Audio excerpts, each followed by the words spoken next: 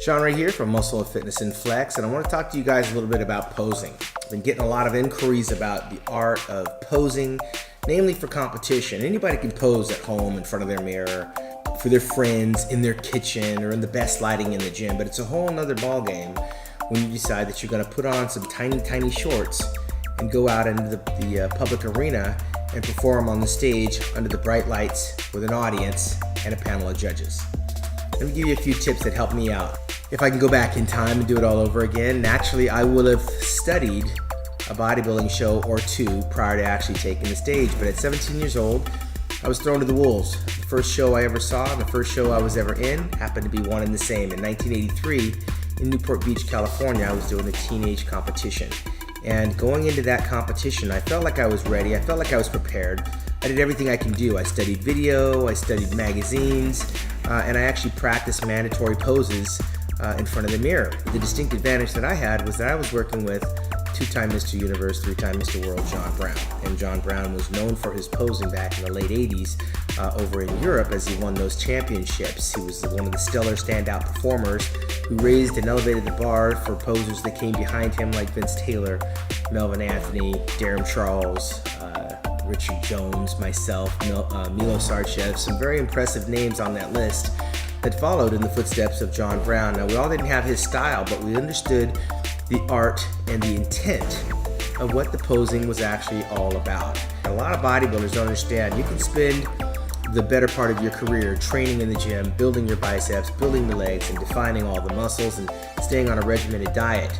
But if you're not able to perform and show and demonstrate the hard work that you've put in the gym on the stage to music, under the lights, scantily clad, then it's all for naught. Because what you have to remember is that when you go to a show, there's only a small fraction of people there to watch that, paid customers, fans of the sport, trainers, other competitors, families, and friends. But the bigger picture, especially with social media now, is that all eyes are on you. The rest of the world is watching. So keep that in mind the next time you get ready for a competition, that it's not about the couple hundred or few thousand that happen to be in attendance, but the millions around the world that happen to click on YouTube or happen to click on Instagram or go to Facebook, Twitter, LinkedIn, whatever social media thing it is, and see you performing your posing routine. Do you want that posing routine to be a reflection of your negligence or of your discipline? The same discipline that you put in with your diet, with your training, with your trainer, with your hair and your makeup, your tanning, and all of that, where you're dotting the I's and crossing the T's. When it comes down to stepping on that stage, in front of that arena, with the judges and the cameras, and the live action video streaming action that happens with the social media, you need to look like you've been there and done that before, like a professional. It doesn't matter that it's your first show. If you practice, study, when you get there, you'll know what to do and also what not to do. The fidgeting around, the moving around the oil on your body while you're standing in front of the public, hands on the hips like you're totally disinterested, relaxing. You never really relax, do you? You always keep the abs tight. You always stay on the quadriceps. You always make sure that your symmetry and your balance are exactly how you practice them.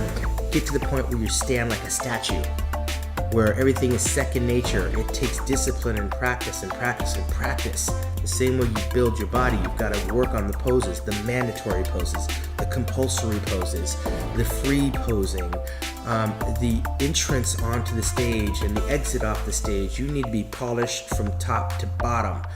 What is that going to entail? It's going to entail a little bit extra. And to the victor goes the spoils. The one that puts in the extra is the one that reaps the extra. You may not win on the competition stage, but you look like a champion. All eyes will be drawn to you.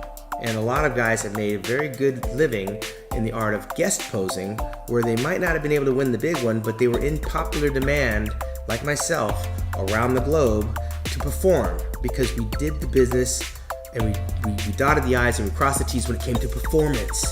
So remember that people are paying money not only to see the competitive component, but the performance element. If you're missing it, find it. The only way that you can actually look like a professional and be acknowledged as a professional is if you act like a professional. So dot the I, cross the T, work on your mandatory poses, and we'll see you on the big stage. right here at Muscle Fitness and Flex. For the Shawn Ray Report, I'm Shawn Ray.